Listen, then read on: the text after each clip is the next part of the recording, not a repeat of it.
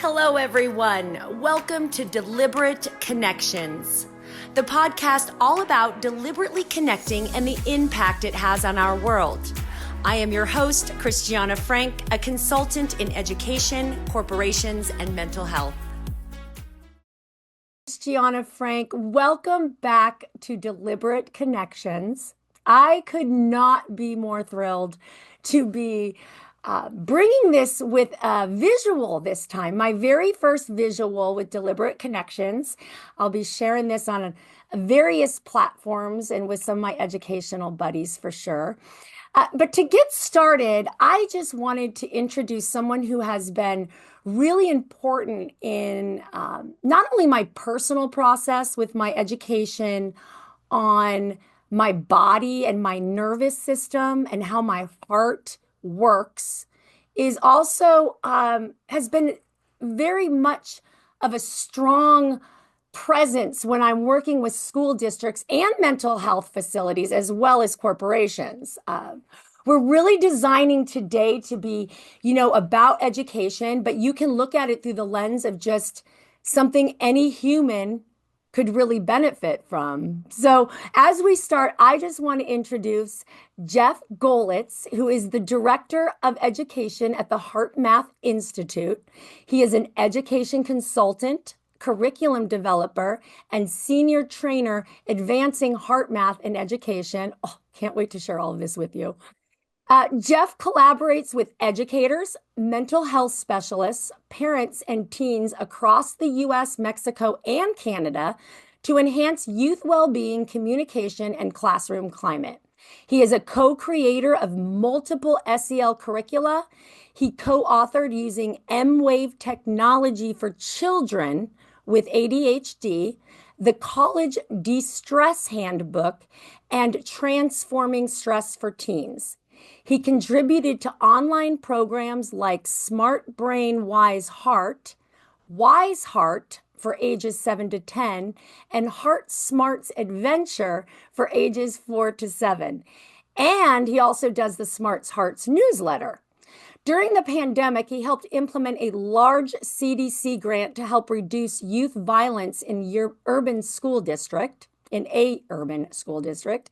And recently he launched a pilot mental health program for students in 60 plus schools and youth agencies nationwide.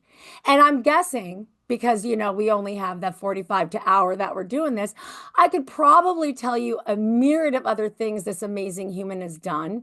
But right now, I would just like to get to the nuts and bolts of it all and be so honored to welcome you, Jeff. Thank you so, so much for coming to the podcast, answering all my text messages, answering all my emails, and just being so kind to hold space and hold me up and hold the educators and students up that I've been working with for decades, over 2 decades. Well, it's a blast to be with you.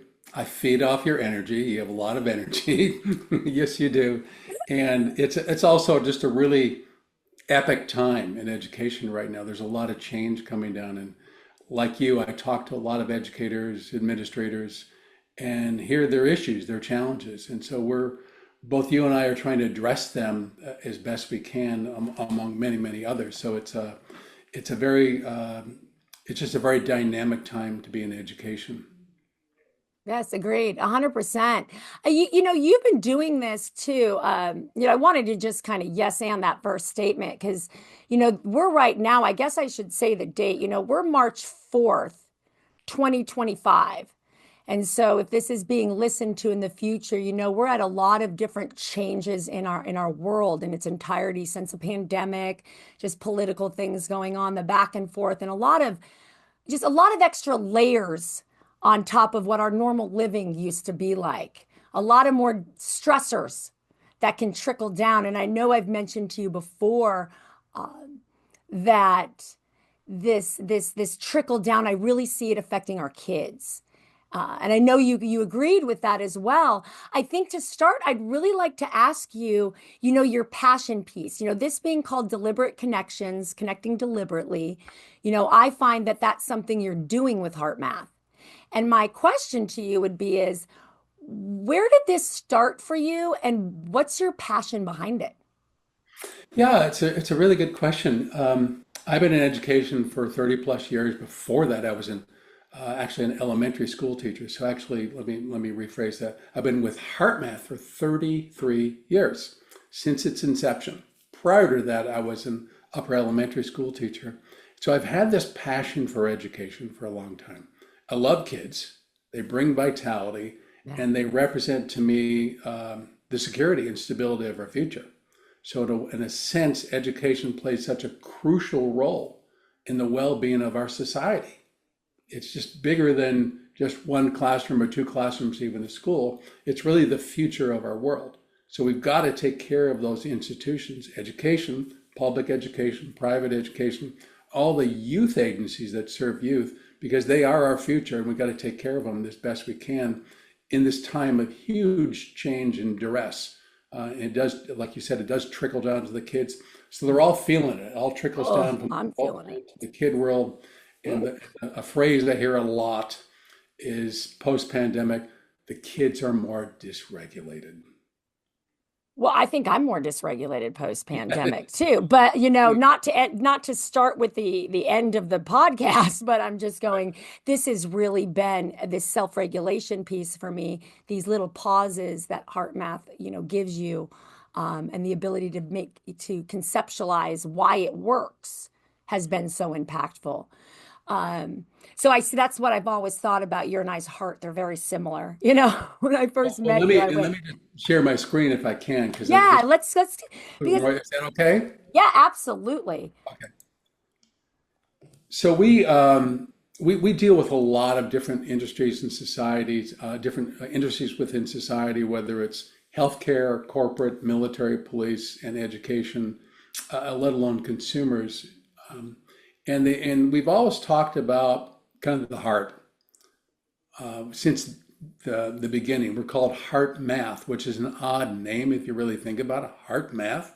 They don't seem to be going together. They seem to be contradictory. But at the core of it, we believed in the power of the heart. There's a common sense of living from the heart, dispelling the kind of the myth of the heart being this soft, weak guy, and you need to listen to your rational brain. There's a lot more depth to the heart than one would know. But we also obviously we have to use the brain to navigate our world. And then we talk about the field, which is really the environment we live in. So we're all as human beings now, we're faced with these day-to-day challenges and even moments of how do we best negotiate or navigate through whatever challenges are facing us. What's the best version of myself that I can bring to the table in order to deal with this? And that's partly why I'm a big believer in education. And I love this quote from Supreme Court Justice Sonia Sotomayor, where you can't dream of something you do not know about. Yes. To learn to dream big, and education has so much to offer because otherwise we're kind of stuck in a narrow world or a provincial world. And this is what even homeschoolers struggle with because they're not exposed to their peers. They're not exposed always to some of the big ideas. I have to be careful about generalizing there. But the great Joseph Chilton Pearce, who since passed, he always said that within each child is this great expectation to be something big, to be something great, to be a hero or a heroine. That's why hero movies are so popular among young kids. So that's there. So how do we cultivate that as a society, as an educational institution? And that's where education plays such a pivotal and crucial role. Just a little side story. I'm working with a state in the Western America. Western America. I won't say which state it is, but they have an issue with their rural schools because the rural schools are dying. Yep. These are schools that have less than 100 kids, and the educators not only are underpaid, but there's not a lot of vitality or not of attractions or not of options for them to kind of have a life there. And yet it's so important to this particular state government that we're going to be doing some resilience training for a number of teachers, kind of a pilot thing we're measuring, because the school plays such a vital role in the community. Without a school, the communities die.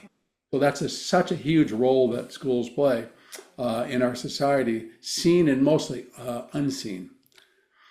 Um, Can I interrupt just real quick? Absolutely. Can I ask you just off the top, because we're doing things, off the top of our head with stuff that we know about, but I is love Bible.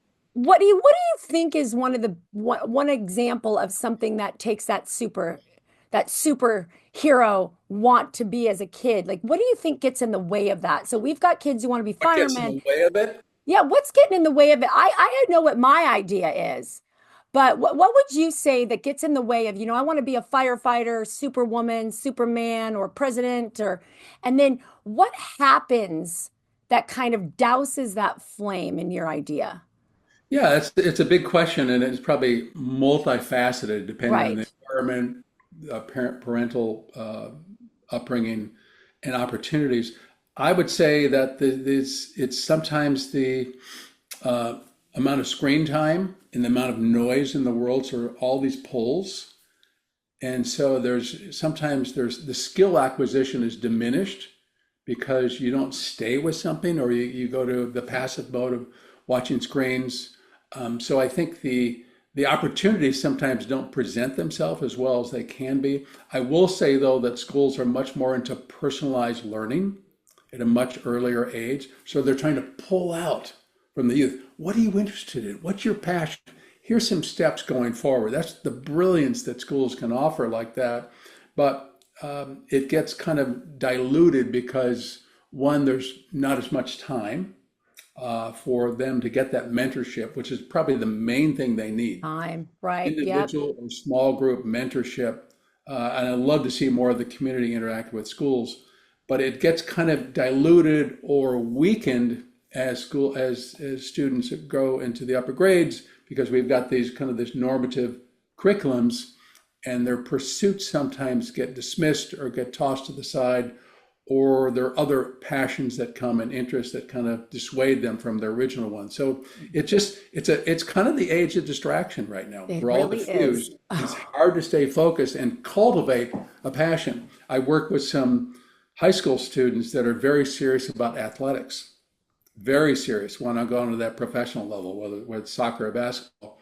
And the level of commitment, let alone dollars, you have to sustain that kind of drive, that goal, that dream is extraordinary.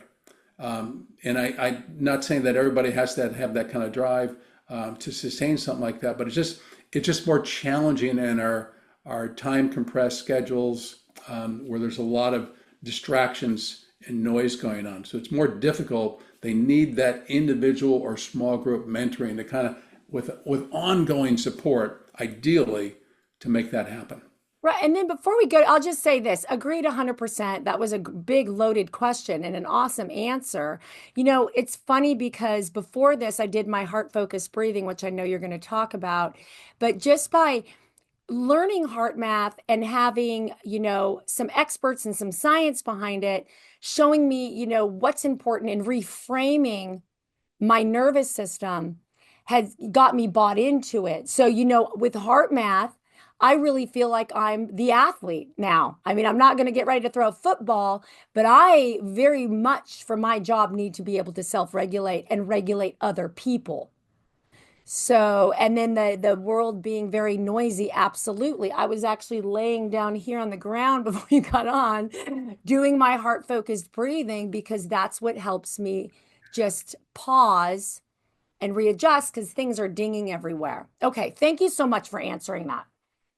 Absolutely. Well, actually, you kind of you're segueing into the slide that's showing here, kind of the neuroscience between the heart brain, because this kind of explains it, and it's seemingly an abstract concept or slide here for you, but it's very based in electrophysiology and neuroscience, and you could see here that there's this arrow going from the body to the brain, and then you've got these waves on the left to left of the body, the incoherent red ones. That's the autonomic nervous system in chaos, or coherence, where it's more ordered rhythms. And those different signals emanate from the nervous system of the heart, which is a new concept for some of us. We think the heart is just a pump. It is, but it also has a whole nervous system that supports its functioning. And part of that nervous system is actually sending signals up and down the body. and receiving signals from the brain. So there's this dynamic interaction between the heart and the brain. And our scientists study that, something called heart rate variability, or HRV. It's kind of trending in a lot of different sites. There's even these new apps. And they measure the amount of HRV. I don't want to go too much into the detail of that. We measure the patterns. So you see on the left side, when we get frustrated or angry, that throws our nervous system off. And a lot of kids come to school with their nervous systems a little out of balance. They're carrying home something, a weight from school, from home maybe, whether it's trauma or an upset this or a worry about that. They can't focus. So we've traced those signals and the differences it make. So when you're incoherent, when those signals go up the vagus nerve or the parasympathetic two wires that line the front of the chest, it goes to the thalamus, which is kind of the brain, it's kind of like the gatekeeper to the brain actually, and then to the cortex. The amygdala is another matter. But if your signals are incoherent, you're going to be more in a reactive state. So it won't really reach the full capacity of your brain where you can digest that information and look at your options. You'll be more in a reactive state versus when you're doing what you just did, the heart focused breathing or taking a brain break. The signals are more ordered and they go up to the brain and opens up the brain centers. It's called cortical facilitation versus cortical inhibition. Try solving a complicated math problem when you're upset. Oh, yeah. Right. Try walking down the hall and not running into a wall. Well, exactly. All or try to things start going wrong. They just kind of accumulate. Try making a decision when you've got a weighty emotional issue going on. Your just brain can't think as clearly. It's kind of common sense, but we trace that a lot, and we do a lot of research on it. It's well published, But what's one last thing I'll share here with you, Christiana, is the role of the heart in our cognition and our decision making is kind of not well known. We're used to very, very brain centric. Right.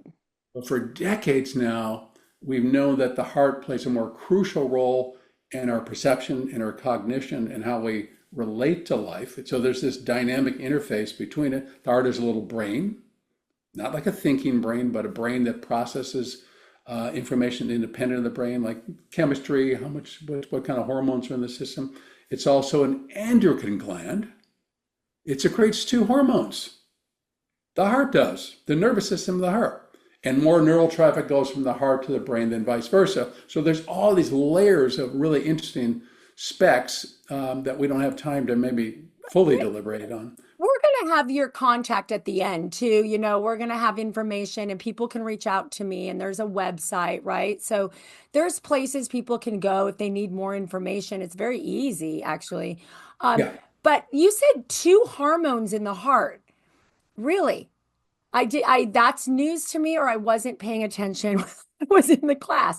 I was paying attention, but I don't remember that. So I'm interested in, we'll pass by that for now, but that's really interesting information because that's my next deep dive is the hormones in the body. So Yep. Fascinating area. And, we talk about coherence, which is kind of one of these big scientific words, but it's actually more simple in everyday language. Is that a coherent speech or sentence, or is that an incoherent sentence? We sometimes say if someone's been drinking a little bit too much, they're a little incoherent. Maybe their words are slurred or their sentences aren't lined up. But also in the everyday language beyond that applies to physics, where you have things that are interacting or working together, harmony, connectedness, stability. And when we talk about coherence in a HeartMath perspective, we're talking about the balance between the nervous system, the autonomic and, the parasympathetic and the sympathetic systems, the one that lines the back and one that lines the front. Is there balance like a teeter-totter? Are we more balanced in our physiology, which then underscores our ability to get our thinking brain working, to respond more intelligently and thoughtfully? And as we measure it, I'm just going to push through these. This is kind of fascinating. We have a 24-hour Holter monitor called a bodyguard. We put a couple electrodes on the chest, and then we ask someone to practice coherence. And this is a busy educational executive from a large school in the Southwest state. And they're about to go into a parent meeting, which are not always easy meetings if you've ever been in a parent meeting where could be an issue that has to be resolved and there's not always cooperation or willingness or even agreement. So right before it, you could see this line going from 9:20 a.m. to 9:45, about 25 minutes. See the heart rate. And right in the middle there, about 9:25, this executive is practicing heart focused breathing Wow, that's so obvious before on the she's slide. even Yeah. in the meeting. She's trying to prep and set a stage, and you can see how ordered those rhythms are. And again, that's what we specialize in. And then she's doing whatever she's doing. And then about 9:40, she's actually in the meeting and she's practicing coherence when she's listening to the parent. And I think that's a Listening. huge piece, Jeff, because when people are always saying, I don't have time for a new modality or new this, these are things that you can do while other things are happening. Yes. Yep. And no one even knows you're doing it No. because your eyes are you're fully engaged, but you're just kind of quietly breathing through your heart, trying to center yourself, have composure in the face of whatever's coming your way. We all need this skill. Yes. We're all getting absorbed or bombarded by challenges or curveballs or oh this went this way. I was expecting to be this way. So it's she's all in good company with us because we have to do this. And I'll show you one more here that's really fascinating. This is working with a Ohio school district where they did some research. This A27 pre, A27 post is a student designation. It's all anonymous. And they did 10, 20-minute sessions using our technology and our program called Smart Brain Wise Heart. And this is the pre, before those 10 sessions, and the post after those 10 sessions.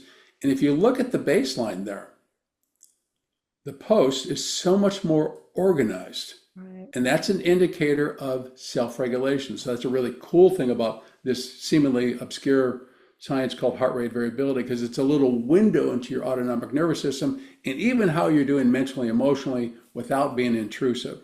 So it's kind of fascinating. And we do a lot of this with schools increasingly. It's funny. I don't know if I'm jumping ahead of myself, but it's some of these things are, they're so simple. And it's just so simple. My question mark always is why are a lot of people, I think I can answer that, but is why are a lot of people more inclined to, go buy that thing, even though, there's some ways with HeartMath that you can, track and record, which I think are extremely beneficial because that's giving you your data, it's giving you your results, it's giving you something to work with. But I've always, because as a yogurt, I'm not a yogurt teacher, but that might be next. A yoga, breath work, kind of holistic, whole person approach kind of educator is what I am, is I've always thought it was a little goofy when people choose to purchase the thing they can hold Mhm. for the classroom rather than maybe taking some extra time just to give these life skills that said student can use for the rest of their life without ever needing to repurchase anything. Absolutely. It's not necessary. It's it's like learning to ride a bike with a training wheel. Why do we learn to ride a bike with a training wheel when we first start out? It gives us a little more security, stability. It gives us this confirmation, but it's not needed. In fact, the ultimate goal of this technology is to apply the skill set into real life when you need it, because we can't go carting around with this technology all the time. We're in real life and we have to navigate those moments without the use of technology. So absolutely, it's not essential or needed if you have the Things discipline or the being, I'm structure and sorry. incentive to do so. Sorry, I got a little dinger going on over here. I'm not sure where it's coming from, but I All just, right. I just had to jump in real quick. I have to tell you, my first real, and I'll make this short. It was after I did the resilience training and I'd gotten to know a little bit about heart math and schools opened back up, just had opened back up. And well, I work in a lot of crisis environments. This was just an elementary school. I was stopping in to run a program and to work with some educators and students.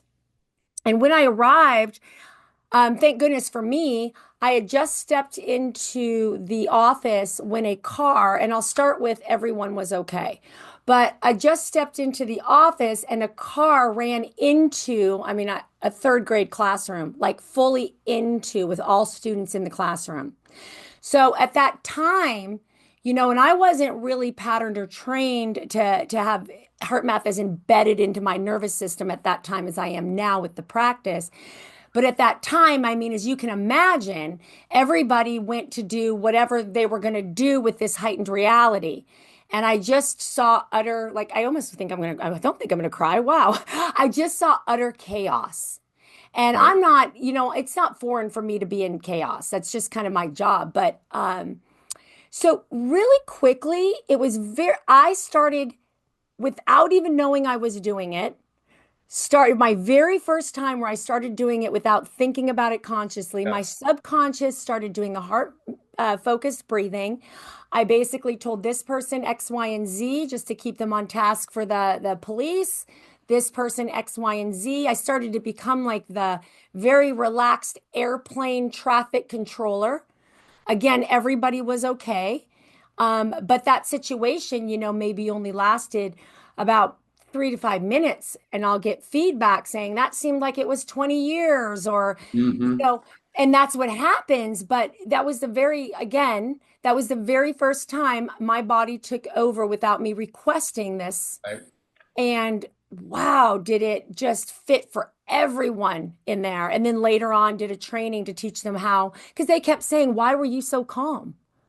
How did you? And I said, well, it's funny, but I got this little breathing thing and a whole bunch of science that goes. But I'll end with the beauty of it just happening and not asking for it. And so now that happens for me all the time. It's just who I am now. It's internalized, and it's not a panacea. You got to train to do it, but just look at first responders, Yeah. how they respond to emergencies. Some pretty heavy duty situations like the one you just mentioned, Christiana, and they're trained to self-regulate because they know they have to be calm and composed in order to make good decisions, Yeah. not reactive ones, not impulsive ones. They have to see the whole picture, take it all in, Mm. and then move forward because they know that if they have too much emotional overwhelm or reactivity, they're not going to be able to do their job. So you just did that. I applaud you for putting that into practice. And more, I think educators and human beings are asked to be first responders in situations because we get hit by so much. There's so much unknowns out there. I'm not trying to put us into kind of a frenzied apocalypse type of mood here, but we just need this skill set more than ever because time is sped up. There's more information and there's more challenges that face us. Yeah, for sure. And two, it doesn't need to be such a big crisis like I explained. I'll go work in rural school districts where we have, what is it, 75% fetal alcohol, Yeah. not a great place. They don't go home to running water. And so it's not maybe just a 2 minute really big catastrophe. It's an ongoing student behavior through the entire class that is affecting the students and the educator. And now once my educators get affected, or me or my trainers get affected, we're not doing our job Right. as eloquently, and we're not Yeah. we're not getting our objectives met because we're fighting a frustration, or we're fighting I don't know, it feels like paddling up water without a paddle. Well, there's a phrase it's called emotional contagion. Our emotions are contagious. If I get to it, it'll be the last slide. I'll show you something on that. But really, I want to also address just kind of like the speed of change, which we're all undergoing, and we don't all the time notice it. Someone said recently that the changes coming in the next decade will rival that for the last 100 years. And so it's really a question to ask yourself, how does change affect you? The speed of change, how does it affect your body, your mind, your emotions? And even where do you observe it among youth and the youth systems that you're part of or that you serve? We all know stories about post-pandemic, how the kids try to integrate back into schools and how difficult that was. They had trouble relating to other kids. There'd be flare-ups emotionally like that. They are hopefully settling in a little bit. But this tide of change is not going to slow down. And I think is oftentimes referenced the 21st century skills, which is being able to get along with each other, make good decisions, be problem solvers. These are seemingly soft skills, but self-regulation is part of that. We have to regulate ourselves in those situations, which are those curveballs, so there's difficulties, so our brains and our bodies and our hearts can function the best. And this is not just kind of a nice fluff tool, it's becoming an essential skill. Right. It's all part of that Exactly. 21st century landscape. We recently, in the Paris Olympics, noteworthy here, couple gold medal Olympics used HeartMath in their approaches for their sports. Leon Marchand being one of them. He learned something called cardiac coherence, won 4 gold medals as a swimmer, and another famous gymnast whose name we can't mention for commercial purposes. But it's not just used for the feel good, it's used for performance, or it's used for resilience to kind of sustain your well-being, to kind of sustain what your heart, your mission is as a human being, to kind of foster it and being able to get through changes. And we call them resilient learners. It's pretty straightforward, but that definition below, which we co-created with the U.S. Navy, it's a little different than just bouncing back from adversity to prepare for challenges, not just show up unready, recover from and adapt. We have to adapt, face of stress, challenge, and adversity. And I would say one of the biggest components of resilience is flexibility.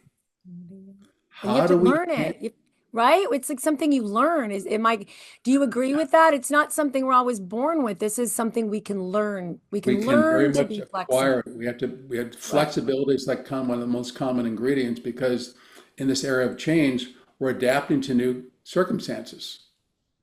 And we Quickly. get disappointed or we get upset. It used to be this way, now it's not this way, and we could get upset or throw a tantrum. But then again, we look at the play out of that biologically. When that happens, it doesn't do us any well. So it's a really ripe time for growth as educators, personal growth, but also growth in our communities. And flex is being and that is an acquired skill. Yeah, definitely. I like this saying sometimes my kiddos will leave with, or my educators, it's not what happens to you, it's what you do with what happens to you. Yeah, That comes in. The other yeah, idea I always think that I say is your behavior not only affects you, it affects everyone you come in contact with. So that kind of thing. I was just thinking of those as you spoke because that resilience piece is it's a learnable. I feel like some people come to me and say, wow, even the energy that I have, it's on purpose. I purposefully have this energy because that's how I get my message across. And don't get me wrong, sometimes I'm like way too high, woo, and I got to bring it down so I don't freak everyone out in a training. But just being able to know your energy and blend with your environment or change the energy and environment, you know, is and I'm not going to knock any educational system. We need education in all forms for all learners. But I always wondered why, as a student, I know we need 1 + 1 = 2, but how about I am energy? You are energy. Our energy together can be or not be. My energy for myself can be or not be, whether we're talking health, memorization, agility, anything, yeah. and just at a very young age. But yeah, so that just popped into my mind.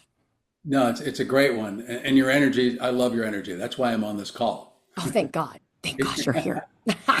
Uh, but another thing is a really important skill is self-awareness, especially of our emotions. And emotion can be kind of like, oh, I don't know if I want to talk about emotions. It's a little bit psychotherapeutic or a little invasive. But if you look at it a little more objectively, we've got this. If you look at the word emotion, the root of it is a Latin called named emovere. Emovere means to move out. That's one of the definitions of emotion. So when we have an emotion, it's in response usually to an external stimulus or even something we recall ourselves. And it's a feeling in response. Do we feel comfortable? Do we feel uncomfortable? It happens unconsciously. Just happens all the time. Thousands of emotions every day that are kind of little micro emotions, mostly unconscious. But Over time, some of us serve us well, some get in the way. Yeah. Some of us serve us well, some of us get in the way. So we're all going to get angry or disappointed or worried. That goes without saying. But to have this self awareness of how it plays out in your body, how it affects your mind, your perception, that's a step back. And then what we've learned is that people can learn to manage their emotions, not perfectly. I get impatient. That's one of my strong skill sets because I like to get things done. If there's obstacles, I go, "Argh." And I'm Yeah. working on that to kind of take off the edges because I could see what impact it has on other people, especially my Yeah. wife, right? You have to get the household in pretty good harmony there if you want to live well. But just to be aware of those and then to make these little remarkable micro adjustments, just a simple breathing technique, which I'll teach us slowly. And a fun thing you do with kids is you could have them listen to their body because that's how Mhm. we begin to sense what we're feeling. You can draw a picture of your in your body of your feelings. If you're hungry, if you're excited, you're worried. You could even pantomime emotion. Just divide your class up into two groups and maybe have 30 emotions on the board. And then each member, in this case, the girl on the left, will pantomime emotion to her team and see if it's the right emotion. And then they get a point if they do, no point if the class doesn't get it. It's just fun ways to do it, or even kind of do a fun challenge. Track your emotions. Yeah. Write down the emotions you felt. When you, I Five like different it when emotions. I And this like is the when you felt them. Sorry to interrupt. yeah. Go ahead. I like the when you felt them. I find that to be really impactful because then I can go back and if I'm not feeling excited and I want to feel excited, I can then imagine, because the Yes. slide says excited when you felt them seeing my dog after school. So if you lock Yep. that feeling in, I can bring that back when I need it. Exactly. Right. Exactly. Yep. So it's just that we have emotional diets. We're kind of wired Mm. to be a certain way, if you will. And that just goes with the territory. But again, some service, some get in the way. Long term, honestly, I'm going to learn from my disappointment and my frustration. If I didn't have those emotions, if I was in this beautiful content state, I wouldn't grow. So I need those experiences to build my muscle, my self-composure, build my character. So they're not bad in and of themselves, but it's their ongoingness, hitting that head against the wall and expecting a different outcome. I think Albert Einstein said that, the Yep. definition of insanity. Hmm. So we want to just be more thoughtful about those and maybe pull them back or be more self-aware and go, we do have choices. And this leads to that technique that you're talking about earlier, really simple thing to do. And I just want to just take 30 or 40 seconds to guide people through it. Is that okay? Oh, I'm in. I'm ready. I already put my feet on the floor. I'm adjusting. I am All ready right. to go. All right. Simple technique, kind of a foundational tool in HeartMath, but there's more. And you can focus your attention in the area of the heart, eyes open or eyes closed, doesn't matter. The heart, by the way, tilts to that left shoulder, but the mass of it's in the center of the chest. And just breathe in and out, finding a rhythm that's comfortable. Could be breathing in for 3 or 4, or breathing out for 4 or 5. Don't try too hard and don't hyperventilate.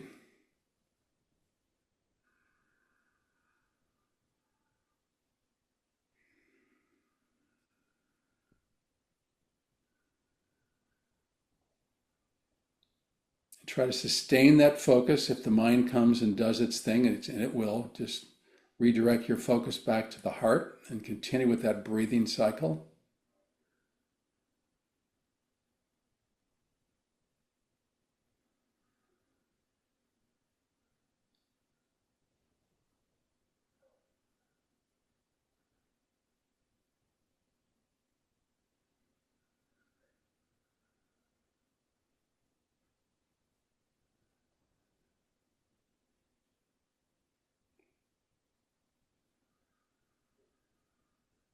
Okay, it's a simple exercise. It's a simple tool that you can use anytime, any place. You don't have to be wait till you get home to do it. In fact, the idea is to use it when you need it most in the heat of action, especially with people that we don't get along with, or there's situations that crop up, like you shared eloquently, Christiana, about the car that hit the third grade classroom and how you just instinctively do it like a first responder. And if you do this 3 or 4 times a day, whether it's in transition, prepping for a meeting, after a meeting, on the way to work, on the way to school, eyes open. You can do it with your eyes open very easily. It's easier to do with your eyes closed. Shut up distraction. But if you get into kind of a habit of doing this, it takes practice, not a panacea, you could shift that baseline and you become more of a first responder in response to whatever environmental challenges you have got going on. I think it's important to say too, for those people, like people kind of frame what they're trying to do. This is, whether they're trying to either help themselves or help the environment or the person.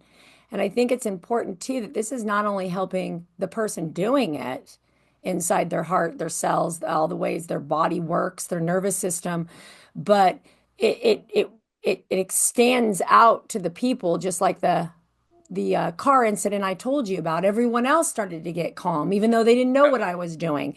So now I have more control of keeping people calm. Or maybe we're back to the classroom where we have said student who is really struggling and just all over the place, and to keep coming back to that to help you as the educator, but also to, connect to everyone in the room as well. Yep. It definitely brings you back in the moment. You have your faculties about you. You're more sensitive to what's going on around you, so you can actually respond accordingly and actually support the well-being of the environment as you And the last, modeled. yeah, and the last thing I'll say to this real quick is too, we all know, and especially listeners too out there, if you're looking at approaches like this, we all know that in many cases, there are people that will say, okay, I tried it, it didn't work. I just Right. gave it a shot for 3 minutes, this didn't work. And just to gently remind, the listener, or if you're teaching this to somebody else, find out what you had to do a lot of to get something done. Is it a lot of throwing the football, or a lot of riding the bike, or a lot of being careful of what you eat to create that habit, and to frame this just like that is building a new neural pathway around, and not even neuro, we're talking heart, around, this once you start. And thus I go back to that conversation of the car where it just took over, because it was part of who I am. So that maybe trying it the first time in a crisis environment might not give you that feeling at first, Right. but to go, let me make this part of who I am, just like if I wanted to be a professional football player, I'm just not walking out on the field right now. I have to practice. Right. It does take practice. I like your refinement and the instruction like that. We've seen some really positive steps, but yeah, you have to build it as kind of Right. into a habit of sorts. Simple to do. No one even knows you're doing it, but it does take practice to kind of build up the familiarity such that it does become more habitual, especially in those situations that are challenging. Um, and I'll comment, I'm going to come back to the prep tool very shortly, but this is something I do with a lot of kids, or have done with classrooms, where this is kind of a version of doing heart focused breathing. You just observe silence for a minute and you're listening. What sounds, what sensations do you observe inside your environment or your body? It's a brain break, but it slows down the world. We would say it recalibrates your physiology, gets the nervous system communicating in coherence. Just very simple. And then it actually gives a break for your students from just all the noise in the world. It's a reset of sorts. Kind of a fun thing to do, real simple, easy to do, but you do it with intention. Yeah. And when you do this simple thing enough, you might find some kids doing, can we do that again, please? Yeah. Because they like it. It's a break from their own uh, absorptions, if you will. Yeah. It's a little addicting in a good way. I mean, It not is, and addicting. That's probably not the right word that I want to say, well, but it's compelling. You it's want to go back to it I again. want to go back to it. And then I Yeah, want to go back to trying to see what I can hear in my environment that I wasn't listening for. And that's interesting to me. And I'm calming down at the same time. yeah, Yeah, yeah, it's just simple but powerful, yeah. powerful. And you can do heart focused breathing with your kids. Just create a real simple sheet. Just practice it 3 times a day whenever you want to do it. Or you can do it as a group or do it individually. And it just, by and large, I'm not going to say 100%, but kids will kind of engage in it because if you talk about how athletes use it, actresses use it, Yes. corporate people use it because they need that brain break. They have to slow down for however short that period of time is in order for them to kind of recollect or recompose themselves and get their faculties working again. It's just like doing exercise. We got to do exercise. We don't want to do exercise, but we know it's good for our body. And then there's kind of the prep and reset tool. And this is one of my favorites. I don't know if you use this at all, Christiana, but it's if you just look at again athletes. I can mention the two athletes at the Olympic Games. There's about 20 Major League Baseball teams that use our devices for performance. We don't know again exactly how because we can't cross that commercial barrier, but we know they do it because you have to be coherent to hit a 100-mile-an-hour fastball Right. and not get discouraged.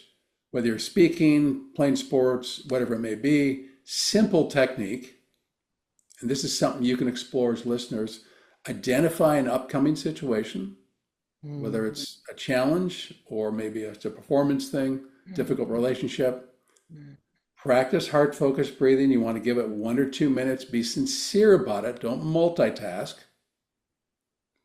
And to round it out, you imagine yourself being calm and balanced in that situation. So you're not flying off the handle, you're not overreacting.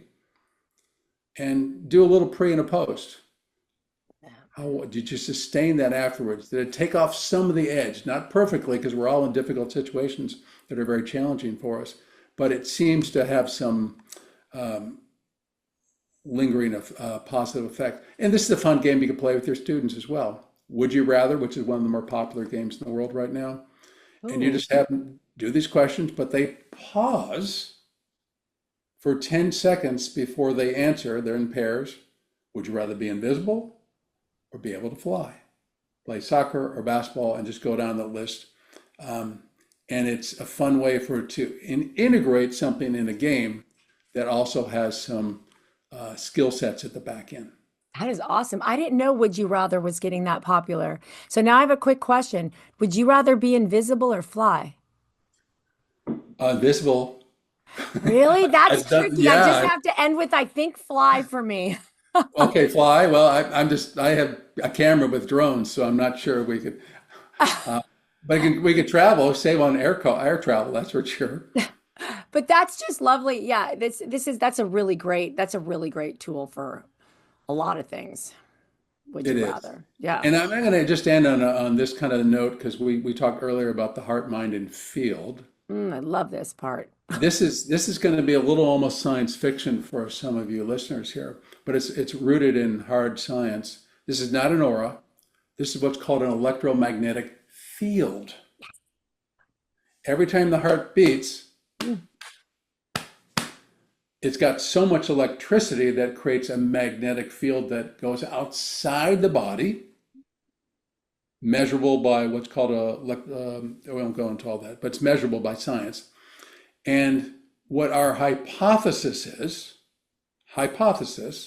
is that that wave, that field, our emotions ride on those waves like carrier waves. We're emoting unconscious, our Mhm. mood, more than just body language.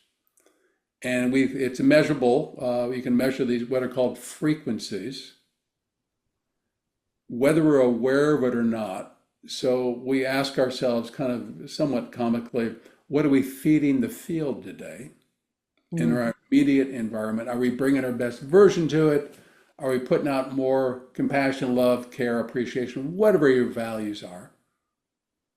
This piece, Jeff, can I jump in real quick? Please. This piece has changed. I mean, all of this has changed my life. It really has. I must say, I'm just so honored. I got to just say this again that you took the time, my little idea to get out there because I know you're so busy. This is the piece that I really love explaining to people. And I try to say it too when I'm doing trainings.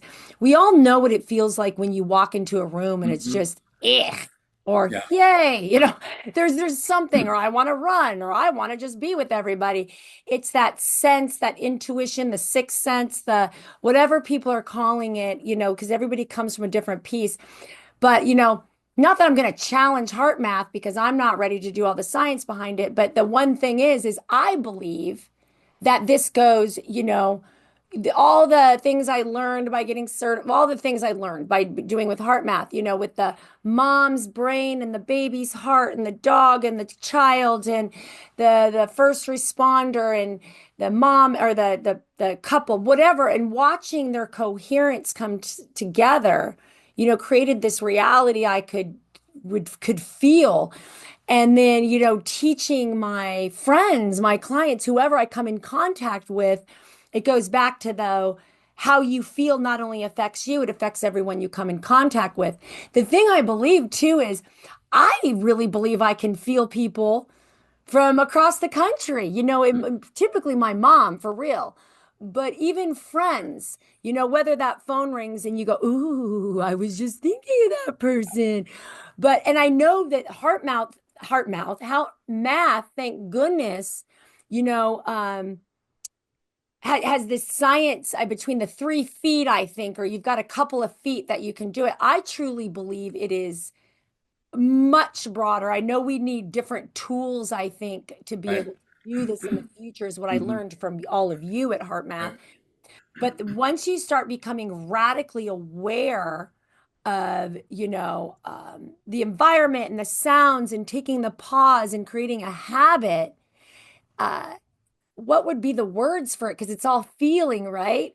The words are not there in my brain right now, is they're in my heart, which is feelings, is my life has changed so radically by just how I choose to be Hmm. when I get out of the car. So I used to get out of the car talking on the phone, blah, blah, got things to do. I'm so busy. And then I got to walk in and I'm so busy. And then setting down the phone and going directly to engage with somebody.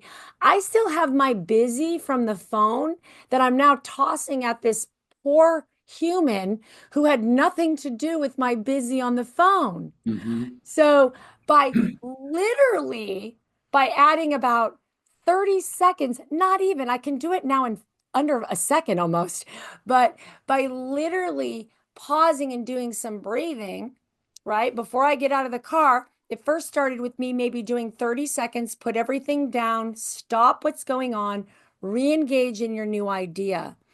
And then in some cases, I want to say we don't get that. So, I'll have clients or teachers or people saying, I can't pause. Okay, that's okay. Because once you get good at it, practice it at home, practice it driving to school, practice it at lunch. But then what will happen is you can do it while you're doing, like you mentioned before, you can do it while you're doing other things. Absolutely. It's and there's layers and levels to the science, which is really fascinating. But what you prompted on the time constraint, because people think I don't have time to do this, I'm too Yeah, busy. exactly. But we work with some of the busiest people on the planet, which is nurses, Yeah. school teachers, first responders, and they know at a certain level if they're going to do their best, they've got to kind of recalibrate, reset, bring in their composure. It's going to happen intuitively, but you could do it in a more structured, intentional way and reap the benefits. So you get the heart and the brain talking about, so your brain can function as best, and you can kind of bring your depth of heart or character of what your real mission as a human being is. It's a practice. It doesn't happen right away, but we've just seen a lot of benefits statistically on large scale. I'll mention one other thing here that's kind of relevant, and this is I'm pushing the envelope here a little bit. Let's do it. Okay, so I'm in. we've got these. So this kind of on the frontier of heart math science is we've got these things called random number generators, and it's passed on to us by a guy from Princeton named Roger Nelson, where these are little computers that spin numbers and they get random. One, two, two, I think it's 0, 1, 1, 0, 0, 0, 0, 1. It's very random. But when we place them in environments where there's a lot of people, like a lot of people, 1,000+ people, or if there's a global event such as the Super Bowl or a terrorist event or World Peace Day, whatever it may be, they stop being random. And we've got about 600 of them, and we're just still in the early stages of gathering research, but it's very, very interesting. The hypothesis behind that is that there is such a thing as the kind of the electrophysiology of human mass emotion. When you get people together in a large event, they're emoting, and you can actually measure the impact. We'd love to do a Taylor Swift concert. We haven't quite Mhm. figured out how to do that. Let's figure it out. Yeah, figure it out. But we've measured some other stuff. So up and coming on that, we're also doing something with trees, tree monitors, because trees, believe it or not, put out electrical energy. Yep. And you could obviously see it when the sun goes up, whereas the sun goes down, they'll have less of a field. But we're trying to measure the impact of humans with trees. So I'm really pushing the envelope here. This is in its infancy of study here, but we have this deep affinity with trees. Most of us do. We love trees. We Trees. want to hug trees or get near them because we just feel renewed by them, like by Yeah. nature, like taking a nature walk. So we're trying to see if we can capture some data on the interaction between humans and trees, but also between large groups of people, and how can we measure those? So those are just some of the tidbits that are emerging in the near future. I love it. I love it. To that point, we are in March 4th. I have to keep looking at the date. I'm like, what are we, 2025 is right now, what I've noticed. So I will go sometimes to my school districts and I will live there for like a month or a month and a half. Or corporations, because it's easier for me to get a feel of everything by shopping with everyone, by meeting families, by Love that. not just dropping in and doing, a little training and leaving, by being in the classrooms and all that. That's just easier for me to do my job once I feel people, get to know them, have dinner with them, learn about them. Um, so that's kind of the way I go. And the reason why I brought that up is because lately there's been a lot of people feeling very unsettled just because of some different shifts, a lot of like maybe panic going on. And it doesn't really matter what the panic is. But what I've noticed, because, previously it was maybe a little bit of pandemic panic, then some political panic. I don't think the topic itself matters. What I was able to really feel in my own body was living in this place where there was a sense of panic, and in some of these locations, cultural, multi-generational culture panic, or a feeling, a heavy feeling. And, after week 3, now I'm living full immersion. After week 3, even with what I knew, the very first time I felt myself, my energy was harder to access. My sleep was, I wasn't buying in maybe to some negativity I was hearing. I'm always trying to be positive. So I'm not buying into the negativity or not buying into the crisis. But slowly during that 3 weeks, I started to feel so depleted when actually, when I work, I get more energy with what I'm doing, not Mhm. less. Yeah. So I said, well, why is this? So I would, leave wherever I was at and I would do something. I'd go take a yoga class or I'd engage with another environment and it would go away and I'd come back. So in the beginning, that's what was really happening to me as I went into these environments was I had to learn a more frequent practice of this for certain areas was what it Yeah. was. I learned later I do not have to leave that environment, which was great because trying to leave it and drive 2 hours to find somebody to talk to wasn't going to be sustainable for my job anyway. Right. So little by little, because these were environments where there's a lot of pain, and I don't want to get there because you can't Yeah. unsee some things in life, right? But But I learned I didn't have to leave these environments.